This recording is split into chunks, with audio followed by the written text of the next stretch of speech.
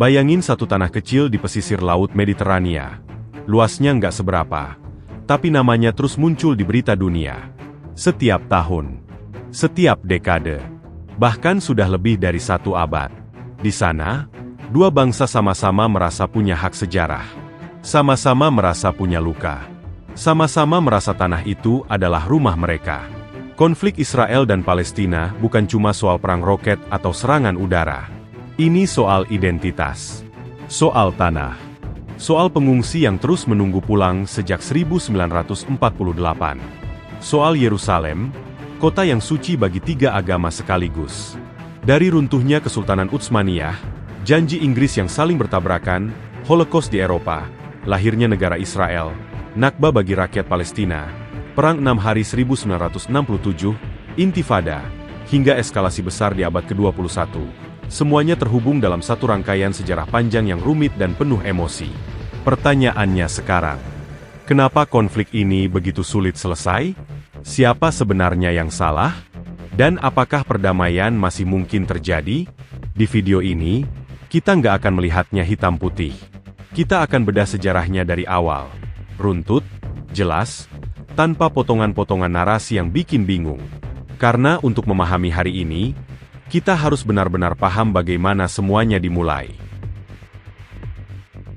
Pada awal abad ke-19, wilayah yang kini dikenal sebagai Palestina berada di bawah kekuasaan Kesultanan Utsmaniyah. Wilayah ini terletak di kawasan Timur Tengah, di pesisir timur Laut Mediterania, mencakup kota-kota penting seperti Yerusalem, Jaffa, Haifa, Gaza, dan Nablus.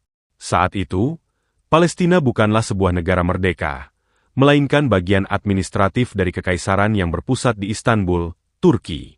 Penduduk Palestina pada masa ini mayoritas adalah orang Arab Palestina, yang sebagian besar beragama Islam, dengan komunitas Kristen Arab dan Yahudi yang sudah lama tinggal di wilayah tersebut. Mereka hidup berdampingan selama berabad-abad. Orang Yahudi yang tinggal di Palestina saat itu dikenal sebagai Yishuv Lama, dan jumlahnya relatif kecil dibandingkan populasi Arab. Tanah Palestina didominasi oleh kehidupan agraris. Desa-desa hidup dari pertanian zaitun, gandum, dan jeruk. Kepemilikan tanah diatur oleh hukum Utsmaniyah, di mana banyak lahan secara hukum dimiliki oleh tuan tanah besar, meskipun digarap oleh petani lokal. Penting untuk dicatat, belum ada konflik nasional antara Yahudi dan Arab seperti yang dikenal sekarang. Identitas masyarakat lebih berbasis agama dan komunitas lokal, bukan nasionalisme modern. Namun, situasi global mulai berubah. Di Eropa, ide-ide baru tentang nasionalisme dan negara bangsa mulai berkembang, dan dampaknya perlahan akan sampai ke Palestina. Pada akhir abad ke-19, kehidupan orang Yahudi di Eropa mengalami tekanan berat. Di wilayah seperti Rusia, Polandia, dan Eropa Timur, terjadi gelombang antisemitisme, termasuk pogrom atau serangan massal terhadap komunitas Yahudi. Diskriminasi hukum dan sosial membuat banyak orang Yahudi merasa tidak aman dan tidak memiliki masa depan di Eropa. Dari kondisi inilah lahir sebuah gerakan politik bernama Zionisme. Tokoh sentralnya adalah Theodor Herzl, seorang jurnalis Yahudi asal Austria-Hongaria. Pada tahun 1896, Herzl menerbitkan buku berjudul Der Judenstaat atau Negara Yahudi, yang menyatakan bahwa orang Yahudi membutuhkan tanah air sendiri untuk bisa hidup aman sebagai sebuah bangsa. Pada tahun 1897, Herzl memimpin Kongres Zionis pertama di Basel, Swiss. Dalam kongres ini, Zionisme secara resmi menetapkan tujuannya, mendirikan tanah air bagi bangsa Yahudi di Palestina. Palestina dipilih karena memiliki makna religius dan historis yang kuat dalam tradisi Yahudi, meskipun wilayah itu sudah dihuni oleh masyarakat Arab Palestina.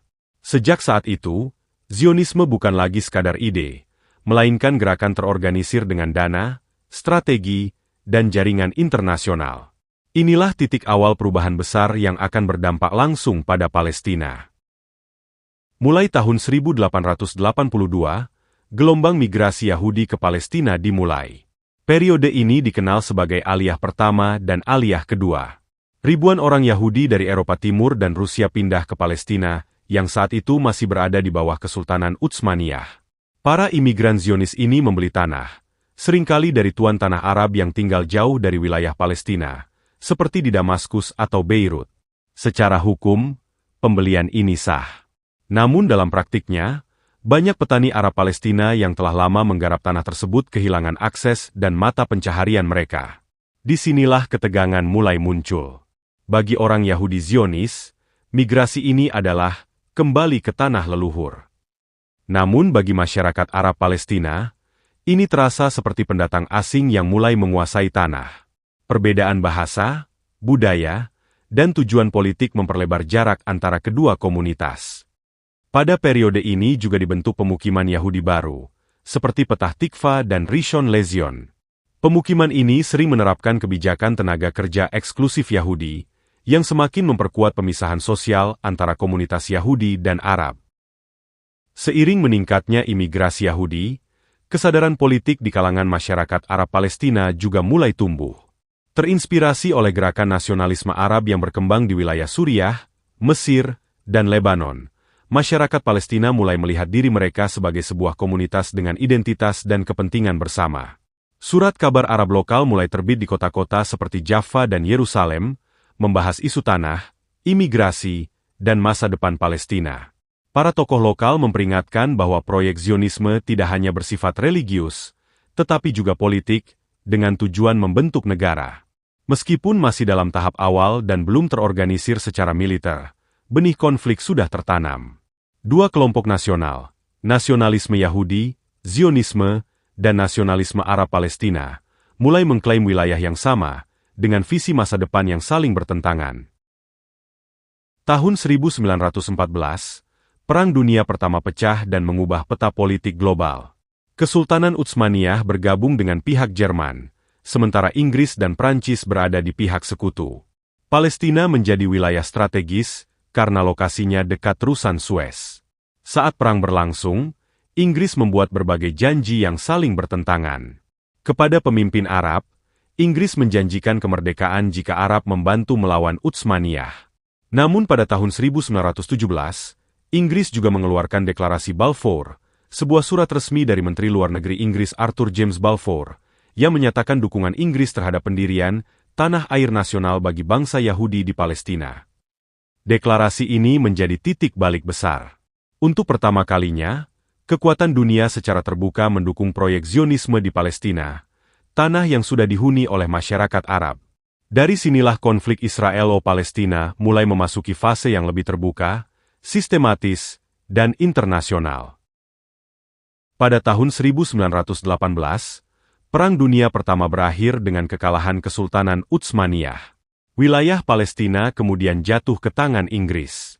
Secara resmi, pada tahun 1922, Liga Bangsa-Bangsa memberikan mandat Palestina kepada Inggris, yang berarti Inggris bertanggung jawab mengatur pemerintahan wilayah tersebut hingga dianggap siap untuk merdeka. Namun sejak awal, mandat Inggris mengandung kontradiksi besar. Di satu sisi, Inggris wajib melaksanakan deklarasi Balfour 1917, yaitu mendukung pembentukan tanah air nasional bagi bangsa Yahudi. Di sisi lain, Inggris juga harus melindungi hak-hak sipil dan agama penduduk non-Yahudi, yang saat itu merupakan mayoritas Arab Palestina. Masalahnya, deklarasi tersebut tidak pernah menyebut hak politik orang Arab Palestina. Ini menimbulkan kecurigaan dan kemarahan. Bagi masyarakat Arab Palestina, Inggris dianggap sebagai kekuatan kolonial yang membuka pintu bagi proyek Zionisme tanpa persetujuan penduduk lokal. Sejak awal mandat, Palestina bukan wilayah netral. Ia menjadi arena tarik-menarik antara kepentingan Inggris, gerakan Zionis internasional, dan tuntutan nasionalisme Arab Palestina. Selama tahun 1920-an, Inggris membuka pintu lebar bagi imigrasi Yahudi ke Palestina. Ribuan orang Yahudi dari Eropa Timur, dan kemudian dari Jerman setelah naiknya Nazi pada 1933, bermigrasi ke Palestina untuk mencari perlindungan. Jumlah penduduk Yahudi meningkat drastis. Pada awal mandat, populasi Yahudi sekitar 10%, namun pada akhir 1930-an meningkat menjadi hampir 30%.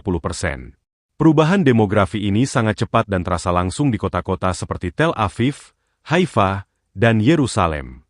Gerakan Zionis membangun institusi paralel, sekolah, rumah sakit, serikat pekerja, dan badan pertahanan seperti Haganah. Secara praktis, Komunitas Yahudi membangun fondasi negara di dalam wilayah yang masih dikuasai Inggris. Sementara itu, masyarakat Arab Palestina merasa terpinggirkan. Akses tanah semakin menyempit, kesempatan kerja berkurang, dan pengaruh politik mereka sangat terbatas. Ketimpangan ini menciptakan ketegangan sosial yang terus meningkat. Ketegangan berubah menjadi kekerasan terbuka pada awal 1920-an. Kerusuhan pertama terjadi di Yerusalem, 1920, dan Jaffa, 1921, dipicu oleh ketakutan Arab Palestina terhadap imigrasi Yahudi dan dukungan Inggris terhadap Zionisme. Puncaknya terjadi pada kerusuhan 1929 yang berpusat di Yerusalem dan Hebron.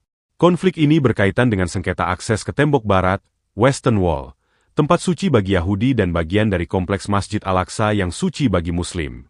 Kerusuhan tersebut menyebabkan ratusan korban dari kedua pihak dan menghancurkan sisa kepercayaan antara komunitas Arab dan Yahudi.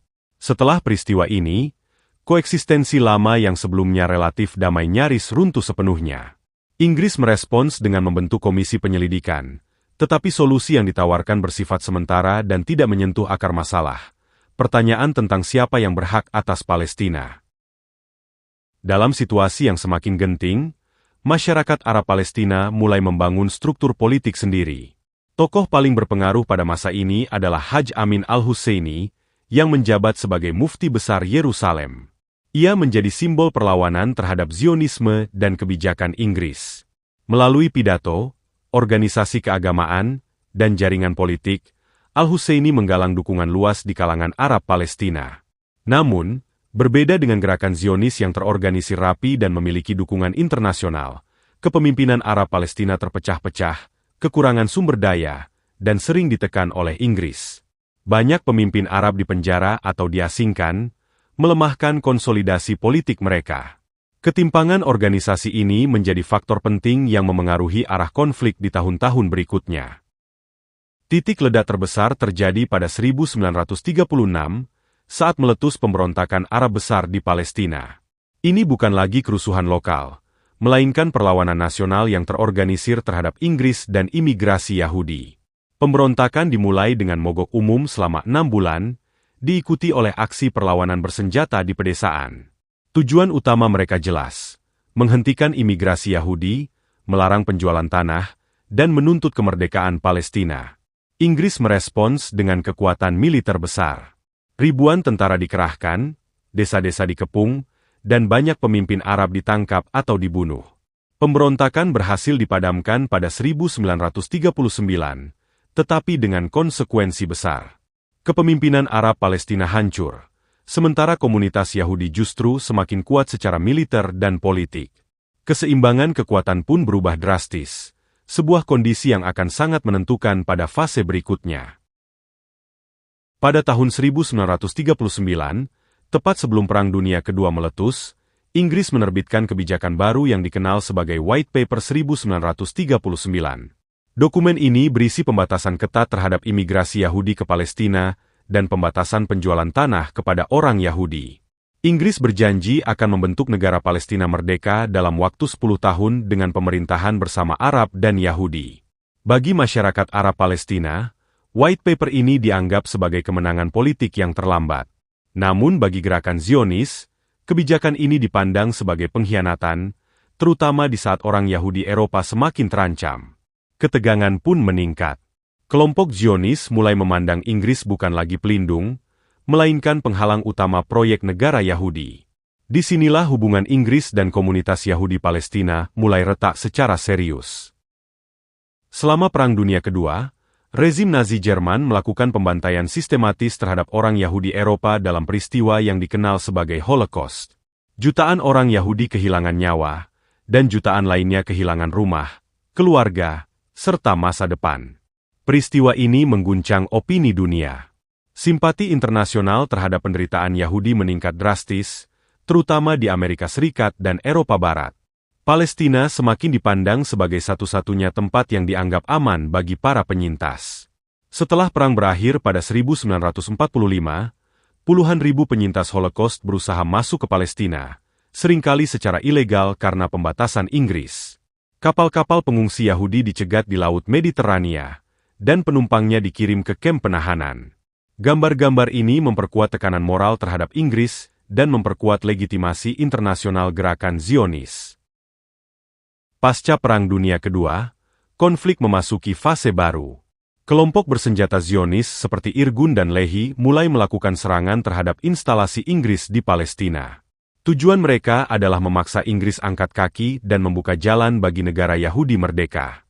Salah satu peristiwa paling terkenal terjadi pada 22 Juli 1946, ketika Hotel King David di Yerusalem, yang menjadi markas administrasi Inggris, diserang. Serangan ini mengguncang pemerintahan Inggris dan menunjukkan bahwa situasi di Palestina semakin tidak terkendali. Inggris, yang secara ekonomi dan militer melemah setelah perang, mulai kehilangan kemampuan dan kemauan untuk mempertahankan mandat Palestina.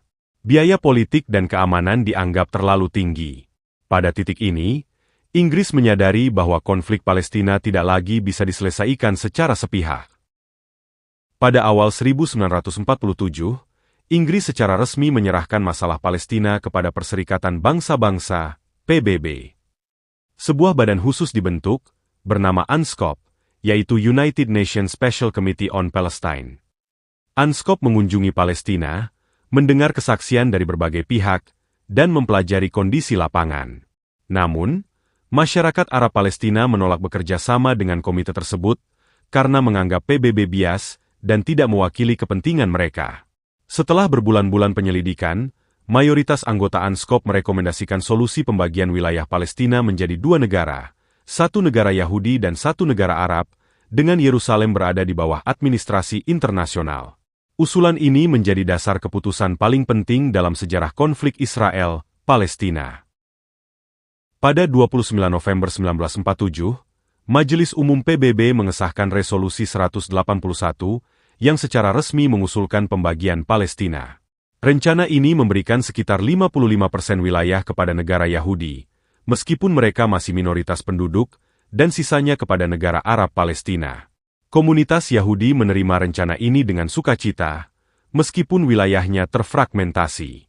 Sebaliknya, masyarakat Arab Palestina dan negara-negara Arab menolaknya mentah-mentah, menganggap pembagian tersebut tidak adil dan dipaksakan. Sejak hari itu, kekerasan meningkat tajam. Bentrokan bersenjata antara komunitas Arab dan Yahudi pecah di berbagai kota dan desa. Palestina memasuki fase perang saudara, menandai akhir mandat Inggris dan awal konflik terbuka yang lebih luas. Setelah Resolusi 181 PBB disahkan pada 29 November 1947, Palestina langsung berubah menjadi medan perang. Sejak Desember 1947, bentrokan bersenjata antara komunitas Yahudi dan Arab Palestina terjadi hampir setiap hari. Kota-kota seperti Yerusalem, Haifa, dan Jaffa menjadi pusat pertempuran. Jalan-jalan utama diblokade, konvoi logistik diserang, dan desa-desa menjadi target operasi militer. Pada tahap ini, konflik masih bersifat internal, antara milisi Yahudi seperti Haganah, Irgun, dan Lehi, melawan kelompok bersenjata Arab Palestina. Salah satu momen paling kontroversial terjadi pada 9 April 1948, di desa Deir Yassin, dekat Yerusalem. Serangan yang dilakukan oleh Irgun dan Lehi, menyebabkan banyak korban di pihak penduduk desa Arab. Peristiwa ini menyebar cepat melalui kabar dan radio, menimbulkan kepanikan besar di kalangan warga Arab Palestina. Akibatnya, gelombang pengungsian mulai terjadi bahkan sebelum negara Israel resmi diproklamasikan. Situasi keamanan runtuh, dan perang saudara semakin meluas. Pada 14 Mei 1948, sehari sebelum mandat Inggris resmi berakhir, pemimpin Zionis David Ben-Gurion mendeklarasikan berdirinya negara Israel di Tel Aviv. Deklarasi ini menyatakan bahwa Israel adalah negara bagi bangsa Yahudi, sekaligus menjanjikan hak setara bagi semua warganya tanpa memandang agama dan etnis. Amerika Serikat, di bawah Presiden Harry S. Truman, mengakui Israel hanya beberapa menit setelah proklamasi. Uni Soviet menyusul tak lama kemudian. Namun bagi masyarakat Arab Palestina dan negara-negara Arab tetangga, deklarasi ini dianggap sebagai pengambil alihan sepihak atas tanah Palestina. Keesokan harinya, konflik yang sebelumnya bersifat lokal berubah menjadi perang regional berskala penuh. Pada 15 Mei 1948, sehari setelah proklamasi Israel, pasukan dari Mesir, Yordania, Suriah, Lebanon, dan Irak memasuki wilayah bekas mandat Palestina. Tujuan resmi mereka adalah membantu rakyat Palestina dan mencegah berdirinya negara Yahudi. Perang berlangsung dalam beberapa fase. Di awal konflik, pasukan Arab bergerak dari berbagai arah. Mesir dari selatan melalui Gaza, Yordania dari timur menuju Yerusalem dan tepi barat, serta Suriah dan Lebanon dari utara. Namun Israel, yang telah memiliki struktur militer terorganisir dari Haganah yang kemudian menjadi Israel Defense Forces, IDF, mampu bertahan dan bahkan melakukan serangan balik. Dalam beberapa operasi militer besar sepanjang akhir 1948, Israel memperluas wilayahnya melampaui batas yang ditetapkan dalam Resolusi 181. Pada tahun 1949, gencatan senjata ditandatangani secara terpisah antara Israel dan masing-masing negara Arab. Perbatasan hasil gencatan senjata ini dikenal sebagai Green Line. Bagi rakyat Palestina, tahun 1948 dikenal sebagai Nakba, yang berarti malapetaka. Selama Perang 1947-1949, sekitar 700.000 orang Arab Palestina meninggalkan atau terusir dari rumah mereka. Ratusan desa Palestina kosong atau dihancurkan. Banyak warga mengungsi ke tepi barat, Gaza, Yordania, Lebanon, dan Suriah, dengan keyakinan bahwa mereka akan segera kembali setelah perang usai. Namun, kepulangan itu tidak pernah terjadi. Isu pengungsi Palestina menjadi salah satu inti konflik hingga hari ini. Hak untuk kembali, kompensasi, dan status kewarganegaraan para pengungsi menjadi persoalan politik yang belum terselesaikan selama puluhan tahun. Di sisi lain, Israel memandang Perang 1948 sebagai perang kemerdekaan, sebuah perjuangan eksistensial untuk bertahan hidup sebagai negara baru di tengah ancaman regional. Dua narasi besar lahir dari peristiwa yang sama, dan keduanya hidup kuat hingga sekarang. Setelah perjanjian gencatan senjata 1949, peta Palestina berubah drastis. Israel menguasai sekitar 78% wilayah bekas mandat Palestina, lebih besar dari yang diberikan PBB. Tepi barat termasuk Yerusalem Timur berada di bawah kendali Yordania, dan jalur Gaza berada di bawah administrasi Mesir. Yang penting, pada periode ini belum ada negara Palestina merdeka. Wilayah yang tersisa tidak membentuk negara Arab Palestina, sebagaimana direncanakan dalam Resolusi 181. Konflik memang berhenti secara militer, tetapi tidak pernah benar-benar selesai secara politik. Isu perbatasan, pengungsi, Yerusalem, dan pengakuan negara menjadi bom waktu yang menunggu ledakan berikutnya. Dan ledakan itu datang 2 dekade kemudian. Setelah Perang Arab-Israel 1948 berakhir dengan gencatan senjata tahun 1949, kawasan Timur Tengah tetap dalam kondisi tegang. Tidak ada perjanjian damai resmi antara Israel dan negara-negara Arab. Perbatasan Green Line hanyalah garis gencatan senjata, bukan solusi permanen. Sepanjang awal 1950-an, terjadi bentrokan lintas batas antara Israel dan kelompok-kelompok Fedayeen Palestina yang berbasis di Gaza, di bawah Mesir, dan tepi barat, di bawah Yordania. Israel merespons dengan operasi militer balasan. Ketegangan memuncak pada tahun 1956, ketika Presiden Mesir Gamal Abdel Nasser menasionalisasi terusan Suez pada Juli 1956. Inggris dan Prancis marah karena kehilangan kendali atas jalur perdagangan strategis tersebut. Israel, yang juga memiliki konflik dengan Mesir, ikut terlibat. Pada Oktober 1956, Israel menyerang Semenanjung Sinai, disusul intervensi Inggris dan Prancis. Namun tekanan internasional dari Amerika Serikat dan Uni Soviet memaksa ketiga negara tersebut mundur. Meski Israel menarik pasukannya dari Sinai pada 1957, ketegangan regional tetap tinggi dan belum terselesaikan. Krisis Suez menjadi tanda bahwa konflik Israel-Arab bukan lagi persoalan lokal, tetapi bagian dari politik global Perang Dingin. Memasuki tahun 1967, situasi kembali memanas. Pada Mei 1967, Presiden Mesir Gamal Abdel Nasser memerintahkan pasukan penjaga perdamaian PBB keluar dari Semenanjung Sinai dan menutup Selat Tiran, jalur penting bagi pelayaran Israel menuju Laut Merah. Israel menganggap penutupan ini sebagai ancaman langsung terhadap eksistensinya. Negara-negara Arab seperti Mesir, Suriah, dan Yordania mulai memobilisasi pasukan. Retorika perang meningkat tajam di media dan pidato politik. Pada pagi hari 5 Juni 1967, Israel melancarkan serangan udara pendahuluan terhadap pangkalan udara Mesir. Dalam hitungan jam, sebagian besar angkatan udara Mesir hancur di darat. Perang yang dikenal sebagai Perang 6 Hari pun dimulai. Konflik berlangsung sangat singkat, hanya sampai 10 Juni 1967, tetapi dampaknya sangat besar dan menentukan masa depan wilayah Palestina. Dalam waktu 6 hari, Israel berhasil menguasai wilayah yang sangat luas, yaitu Semenanjung Sinai dari Mesir, dataran tinggi Golan dari Suriah, tepi barat dan Yerusalem Timur dari Yordania, dan jalur Gaza dari Mesir. Penaklukan Yerusalem Timur, termasuk kota tua Yerusalem, memiliki dampak simbolis dan religius yang sangat besar. Israel kemudian menyatukan Yerusalem Timur dengan Yerusalem Barat dan menganggapnya sebagai ibu kota abadi dan tidak terbagi. Namun komunitas internasional tidak mengakui aneksasi tersebut. Sebagai catatan penting, sejak 1967, tepi barat dan Gaza berada di bawah pendudukan militer Israel. Inilah awal dari sistem pendudukan yang masih menjadi inti konflik hingga sekarang. Perubahan peta ini menggeser konflik dari sekadar perang antar negara menjadi konflik antara Israel dan rakyat Palestina yang hidup di wilayah pendudukan. Sebenarnya, sebelum Perang 6 Hari, pada tahun 1964, telah dibentuk organisasi bernama PLO, yaitu Palestine Liberation Organization, di Yerusalem Timur, dengan dukungan negara-negara Arab. Namun setelah 1967, PLO menjadi semakin kuat dan mandiri. Tokoh paling terkenal dalam PLO adalah Yasser Arafat, pemimpin kelompok Fatah, yang kemudian mengambil alih kepemimpinan PLO pada 1969. Setelah kekalahan negara-negara Arab pada 1967, banyak rakyat Palestina merasa tidak bisa lagi bergantung pada pemerintah Arab.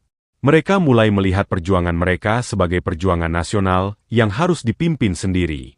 PLO melakukan berbagai operasi bersenjata terhadap Israel, termasuk dari basis di Yordania dan kemudian Lebanon. Konflik pun berubah bentuk, dari perang antar negara menjadi konflik berkepanjangan antara Israel dan organisasi Palestina. Setelah 1967, pemerintah Israel mulai membangun permukiman Yahudi di wilayah tepi barat dan Gaza. Awalnya, sebagian permukiman didirikan dengan alasan keamanan strategis, terutama di sekitar lembah Yordan. Namun seiring waktu, permukiman berkembang menjadi proyek ideologis bagi kelompok nasionalis dan religius Yahudi yang meyakini bahwa wilayah tersebut adalah bagian dari tanah historis Israel. Komunitas internasional, termasuk PBB, menganggap permukiman di wilayah pendudukan sebagai pelanggaran hukum internasional. Israel menolak tuduhan tersebut dan memiliki interpretasi hukum sendiri. Keberadaan permukiman ini menjadi salah satu isu paling kontroversial dalam setiap upaya perdamaian. Karena semakin banyak warga Israel tinggal di tepi barat, peta wilayah menjadi semakin rumit, dan kemungkinan pembentukan negara Palestina yang utuh semakin sulit.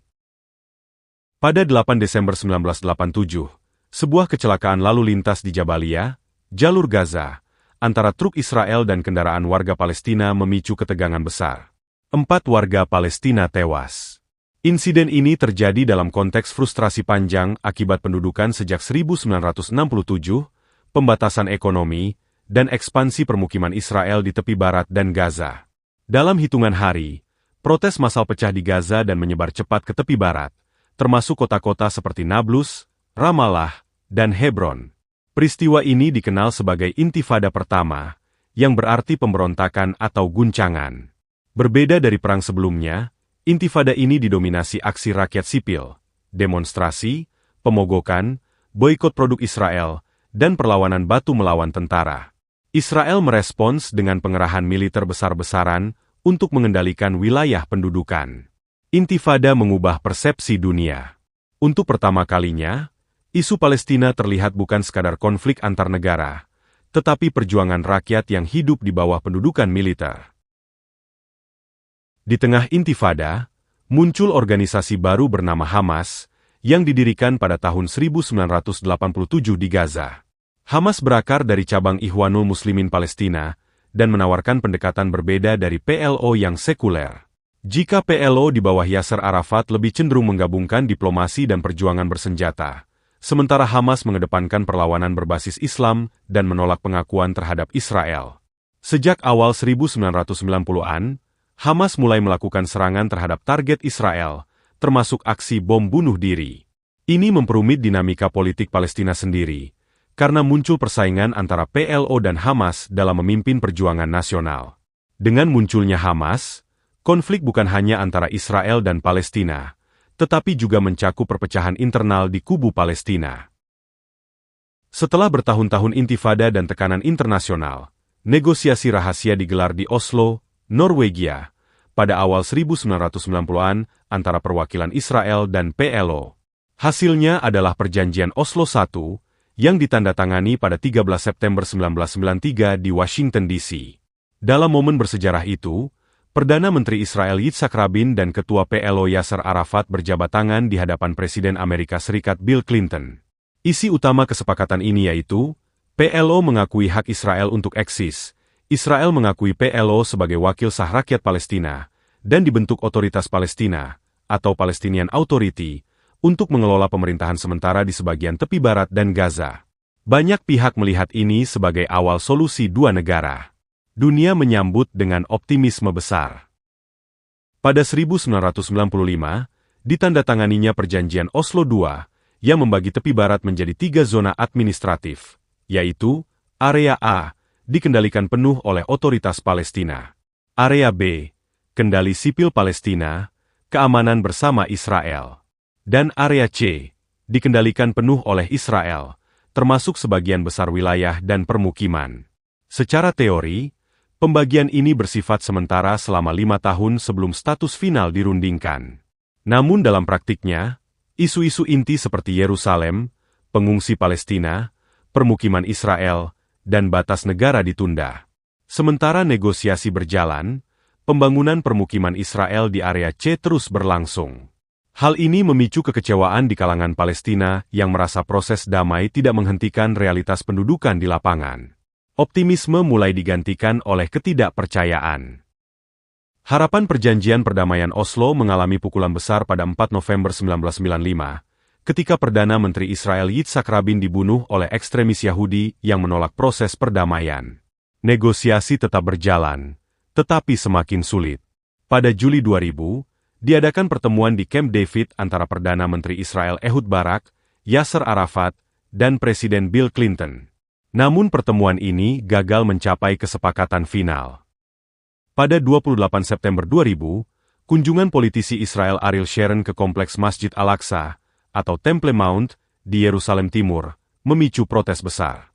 Dalam waktu singkat, kekerasan meluas dan meletuslah Intifada kedua. Berbeda dari Intifada pertama, fase ini jauh lebih bersenjata dan mematikan, dengan serangan bom bunuh diri dan operasi militer besar Israel di tepi barat dan Gaza. Proses Perjanjian Perdamaian Oslo secara praktis runtuh. Konflik memasuki babak baru yang lebih keras dan lebih kompleks. Pada Agustus 2005, Perdana Menteri Israel Ariel Sharon menjalankan kebijakan yang disebut Disengagement Plan. Dalam langkah sepihak ini, Israel menarik seluruh pasukan militernya dan membongkar sekitar 21 permukiman Yahudi di jalur Gaza, serta 4 permukiman kecil di tepi barat utara. Secara fisik, Israel tidak lagi memiliki pemukiman permanen di dalam Gaza. Namun Israel tetap mengontrol perbatasan darat, kecuali sisi yang berbatasan dengan Mesir, wilayah udara, dan perairan Laut Gaza. Bagi Israel, langkah ini dilakukan demi keamanan dan untuk mengurangi beban demografis.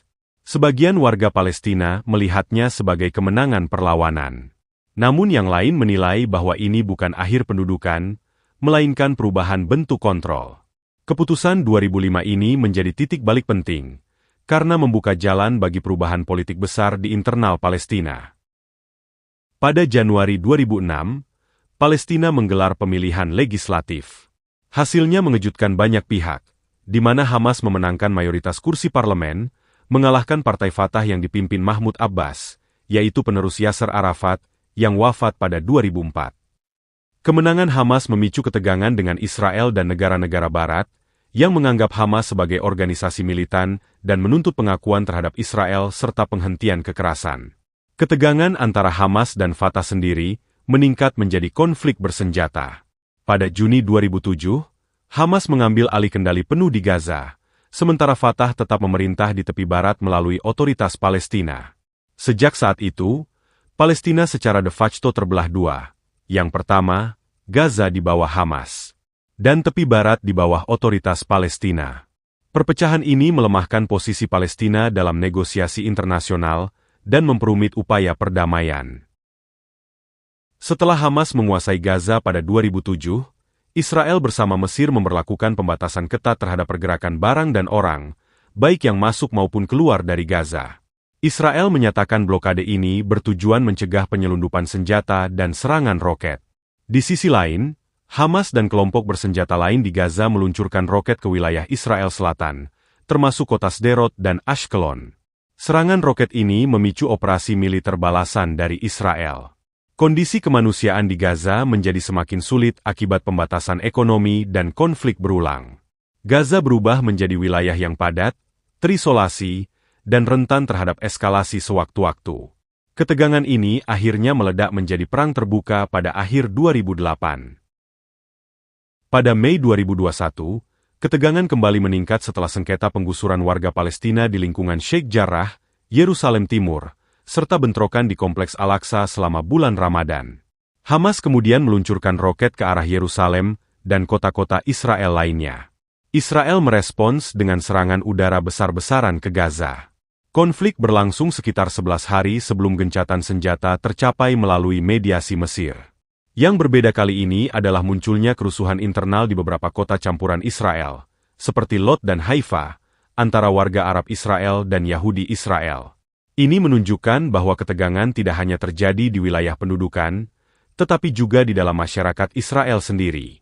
Konflik semakin kompleks, bukan hanya persoalan perbatasan, tetapi juga identitas, kewarganegaraan, dan kohesi sosial. Pada Juli 2014, ketegangan kembali meningkat setelah penculikan dan pembunuhan 3 remaja Israel di tepi barat, disusul pembunuhan seorang remaja Palestina di Yerusalem Timur. Situasi memanas dengan cepat. Israel meluncurkan operasi militer besar di Gaza yang dikenal sebagai Operasi Protective Edge, berlangsung sekitar 50 hari. Pertempuran ini termasuk serangan udara intensif dan operasi darat. Gaza mengalami kerusakan besar pada infrastruktur sipil. Di sisi lain, Israel menghadapi ancaman roket dan terowongan bawah tanah dari Gaza. Pada Agustus 2014, gencatan senjata dicapai melalui mediasi Mesir. Namun tidak ada kesepakatan politik jangka panjang yang tercapai. Sejak saat itu, konflik Israel-Palestina memasuki fase stagnasi yang tidak stabil. Tidak ada perang total, tetapi tidak ada perdamaian. Ketegangan tetap ada, terutama di Gaza dan Yerusalem Timur, menunggu pemicu berikutnya. Memasuki tahun 2015, ketegangan di Yerusalem Timur kembali meningkat, khususnya di sekitar kompleks suci yang dikenal umat Islam sebagai Masjid Al-Aqsa dan oleh umat Yahudi sebagai Temple Mount. Bentrokan sporadis terjadi antara warga Palestina dan aparat keamanan Israel, sering dipicu isu akses dan keamanan di area tersebut. Situasi semakin panas pada 6 Desember 2017, ketika Presiden Amerika Serikat Donald Trump mengumumkan pengakuan resmi Yerusalem sebagai ibu kota Israel. Pada Mei 2018, Kedutaan Besar AS dipindahkan dari Tel Aviv ke Yerusalem. Israel menyambut keputusan ini sebagai pengakuan atas realitas politik. Namun Palestina menolaknya keras, karena mereka mengklaim Yerusalem Timur sebagai ibu kota negara Palestina masa depan. Gelombang protes pecah di berbagai wilayah Palestina, terutama di Gaza. Keputusan ini juga memicu kritik dari banyak negara di dunia yang tetap menganggap status Yerusalem harus ditentukan melalui negosiasi. Isu Yerusalem kembali menjadi simbol utama kebuntuan politik yang belum terselesaikan sejak 1947.